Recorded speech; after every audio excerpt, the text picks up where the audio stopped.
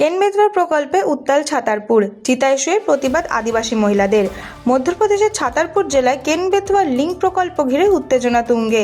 চাঞ্চল্যকর দৃশ্য সামনে এসেছে। আদিবাসী মহিলারা তাদের সন্তানদের নিয়ে চিতার উপর শুয়ে পড়ে প্রতিবাদ জানিয়েছেন এবং গলায় দড়ি বেঁধে জলে নেমে গেছে। তাদের বক্তব্য, নিজের জমিঘর ছেড়ে দেওয়ার চেয়ে মৃত্যুবরণ করাও যেন বেশি গ্রহণযোগ্য। এই প্রকল্প অর্থাৎ কেন বেতওয়া লিঙ্ক প্রজেক্ট একটি কেন্দ্রীয় উদ্যোগ, যেখানে কেন নদীকে বেতওয়া নদীর সঙ্গে যুক্ত করা হবে। সরকারের দাবি, এর ফলে পানীয় জল ও সেচের সমস্যা অনেকটাই মিটবে, পাশাপাশি উৎপন্ন হবে জলবিদ্যুৎ। উপকৃত হবে প্রায় 44 লক্ষ মানুষ। দীর্ঘদিন ধরে জলসংকটে ভোগা দক্ষিণ ইউপি ও উত্তর এমপির বুন্দেলখণ্ড অঞ্চলের জন্য এই প্রকল্পকে গেম চেঞ্জার হিসেবেও দেখানো হচ্ছে। তবে প্রকল্পের সুবিধার পাশাপাশি সামনে এসেছে একাধিক গুরুতর উদ্বেগ। স্থানীয় সূত্রে জানা যাচ্ছে, এই প্রকল্পের ফলে 8টি গ্রাম সম্পূর্ণভাবে জলে ডুবে যাবে। শুধু তাই নয়, বিখ্যাত পান্না টাইগার রিজার্ভের প্রায় 12% কোর এলাকা জলমগ্ন হয়ে পড়বে। এর ফলে বিপন্ন হবে বাঘ সহ নানা বন্যপ্রাণীর আবাসস্থল এবং সামগ্রিক জীববৈচিত্র্য। পরিস্থিতি আরও জটিল হয়ে উঠেছে, কারণ রিজার্ভের এলাকা বাড়ানোর জন্য আরও 16টি গ্রামকে স্থানান্তরিত করার প্রয়োজন হতে পারে। অর্থাৎ একটি প্রকল্পের কারণে মোট 24টি গ্রামের মানুষ সরাসরি প্রভাবিত হবেন।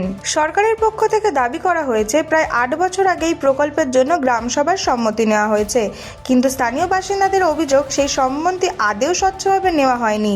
অনেকেই বলেছেন, প্রকৃত তথ্য গোপন রেখে বা যথাযথ আলোচনা ছাড়াই সম্মতি আদায় করা হয়েছে। ক্ষতিপূরণ নিয়ে রয়েছে তীব্র অসন্তোষ। সরকারের প্রস্তাব অনুযায়ী জমির বদলে জমি না দিয়ে প্রতি পরিবারকে 12 লক্ষ টাকা দেওয়া হবে, কিন্তু স্থানীয় মানুষদের দাবি, আইন অনুযায়ী 18 বছরের ঊর্ধ্বে প্রতিটি যুবক যুবতী আলাদা ক্ষতিপূরণের অধিকারী।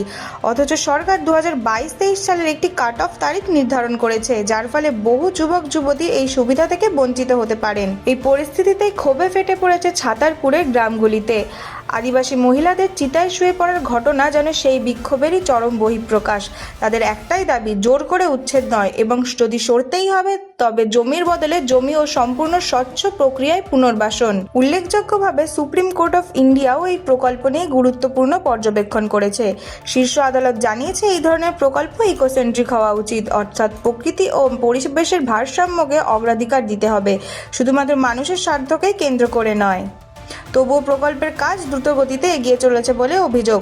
উন্নয়ন ও পরিবেশের মধ্যেই সংঘাত এখন আরও প্রকট হয়ে উঠেছে। এই পরিস্থিতিতে বড় প্রশ্ন, উন্নয়নের নামে কি স্থানীয় মানুষের অধিকার ও পরিবেশের ভারসাম্য উপেক্ষিত হচ্ছে, নাকি সরকারের দাবি মতো এই প্রকল্প সত্যি দীর্ঘমেয়াদে উপকার বয়ে আনবে? আদেও কি সাধারণ মানুষের দাবি মেনে নেবে কেন্দ্রীয় সরকার? ছাতারপুরের মাটি থেকে উঠে আসা এই প্রতিবাদ এখন গোটা দেশের নজর কেড়েছে। সামনে কী সিদ্ধান্ত নেওয়া হয়, সেটাই নির্ধারণ করবে এই মানুষগুলোর ভবিষ্যৎ।